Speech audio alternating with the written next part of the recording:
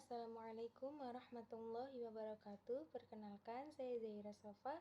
Di sini saya akan membahas dari video yang selanjutnya, yaitu buku tentang The Histories of the Quran, the Text, dan sejarah rekonstruksi Al-Quran. Kali ini saya akan membahas poin yang pertama di buku The Histories of the Quran, the Text, yaitu ada perkembangan alat pembantu bacaan dalam Mushaf Utsmani, dan poin yang kedua yaitu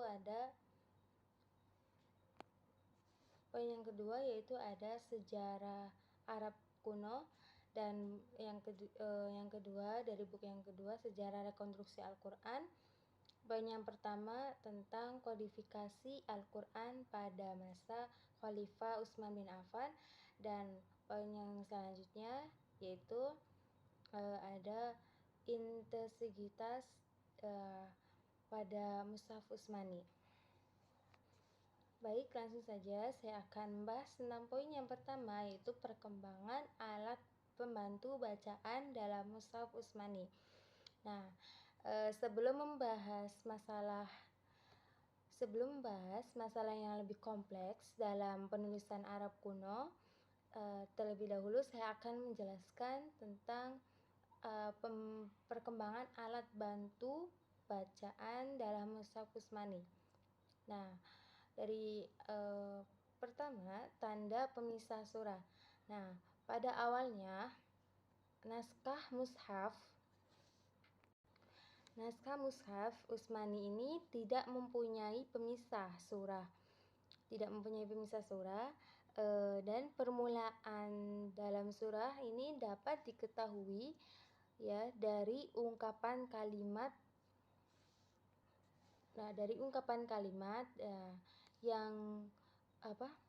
Yang biasanya itu ditulis dengan jarak sedikit lebih senggang. Hal ini kita dapat diuraikan. Nah, sebuah Mushaf Utsmani ini pada awalnya tidak memiliki pemisah. Nah, lalu beberapa naskah yang tak resmi ditulis keragaman dengan Mushaf Utsmani ini, pemisah surah untuk diterima ya. Nah, beberapa naskah yang tak resmi yang ditulis bersamaan dengan Mushaf Utsmani, pemisah surah untuk pertama kali dapat kita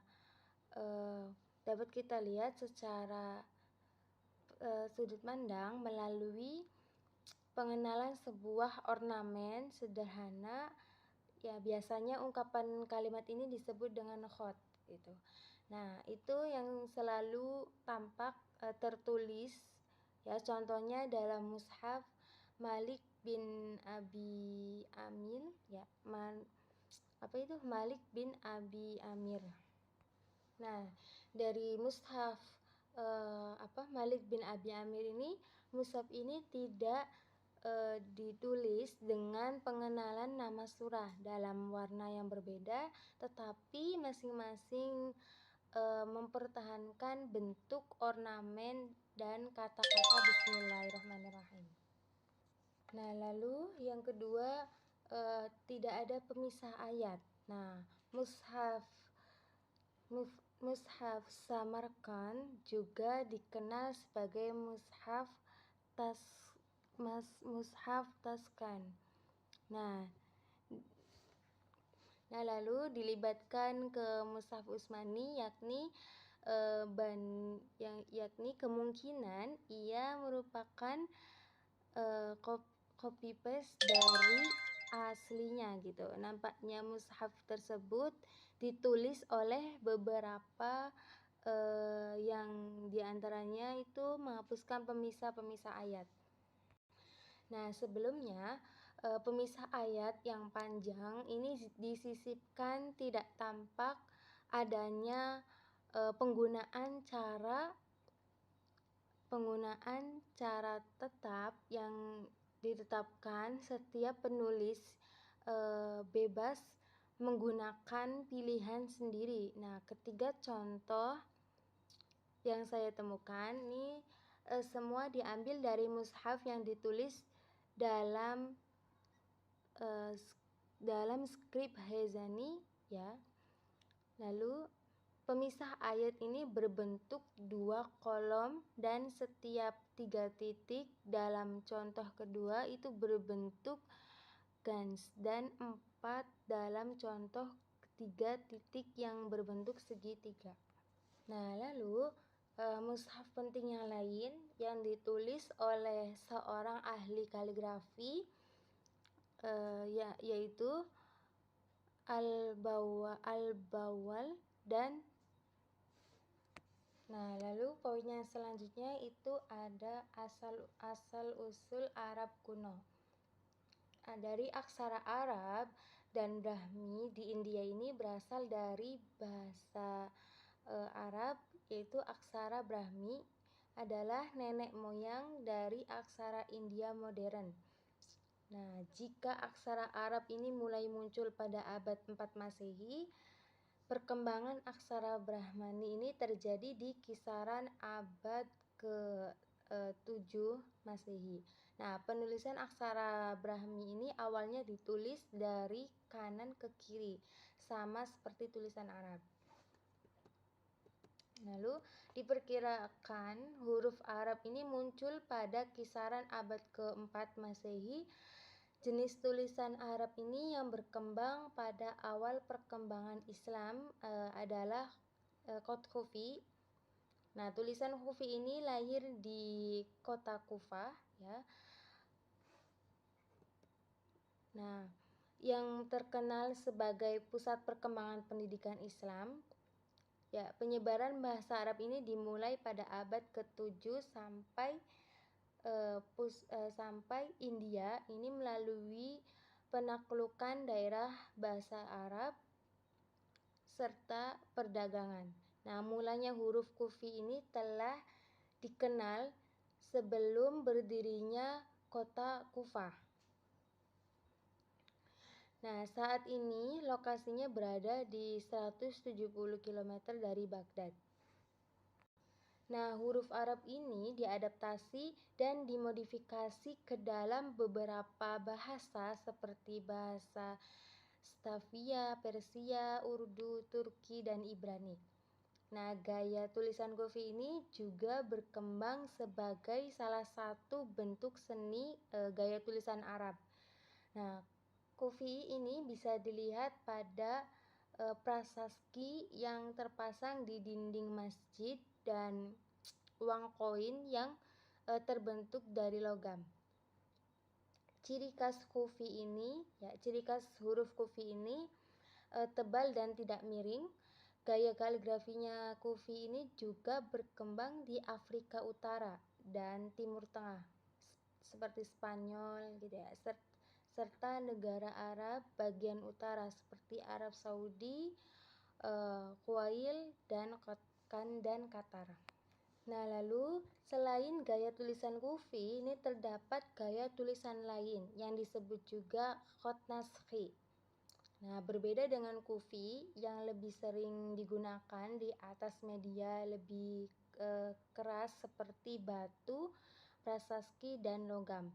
Nah, gaya Khat Naskhi ini selalu digunakan di atas kertas papitus gitu. Seiring waktu dari gaya Naskh ini mulai berkembang gaya lainnya seperti Riqo, Diani, dan Syakat gitu. Nah, gaya Khat Naskhi ini menjadi induk dari tulisan Arab modern. Nah, Ibnu Muqlah ini adalah seorang pejabat dari Khalifah Abbasiyah dari Persia yang disebut sebagai penyusun dasar penulisan huruf Arab dengan gaya Khat Naskhi. Nah, perkembangan gaya Naskhi ini semakin populer berkat jasa kaligrafi ternama.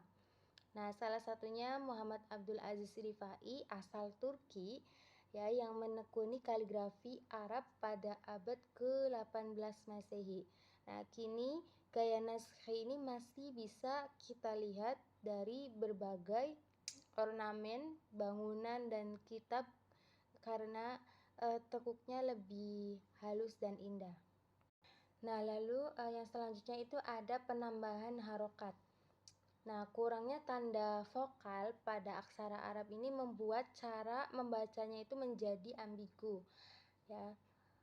Nah, lalu harokat ini ditambahkan menjelang akhir abad ke-5 pada pemerintahan dinasti Umayyah yang dipimpin oleh Khalifah Ali bin Abi Thalib. Nah, lalu Abu Aswad Ad-Du'ali ini seorang ahli nahwu, ya, seorang ahli nahwu gramatikal Arab. Ini berjasa untuk mengembangkan penulisan harokat sehingga ia dikenal sebagai bapak bahasa Arab. Nah, pendapat lain dari menyebutkan jika penambahan harokat ini dilakukan pada masa Khalifah Abdul bin Malik bin Marwan dari dinasti Umayyah yang memimpin sejak tahun 685 Masehi ini sampai ke 705 Masehi. Nah, Khalifah Abdul bin Malik ini menetapkan bahasa Arab sebagai bahasa negara dengan pusat pemerintahan di Suriah. Nah, yang selanjutnya yaitu di buku yang kedua ada sejarah rekonstruksi Al-Quran. Poin yang pertama yaitu membahas tentang sejarah kodifikasi Al-Quran pada masa Utsman bin Affan. Nah, kodifikasi Mushaf Al-Quran ini yang dilakukan oleh Khalifah Utsman bin Affan dilatar belakangi oleh adanya keragaman cara pembacaan Al-Quran atau yang disebut dengan qiraat. Nah, pada masa pemerintahan Khalifah Utsman bin Affan, Islam semakin menyebar di sepanjang Jazirah Arab. Nah, lalu penduduk di suatu daerah ini umumnya mengambil sekaligus menggunakan bacaan Al-Quran atau qiraat ini dari para sahabat terkemuka. Nah, penduduk Suriah misalnya memakai qiraat versi Ubay bin Ka'ab, penduduk Kufa menggunakan qiraat versi Abdullah bin Mas'ud, dan lain sebagainya. Nah, dari ragam qiraat ini akhirnya menimbulkan perselisihan, bahkan saling menganggap qiraatnya itu yang paling benar. Nah, iya, itu saja yang dapat saya sampaikan dari poin-poin yang saya telah dibahas itu. Kurang dan kurangnya mohon maaf. Assalamualaikum warahmatullahi wabarakatuh.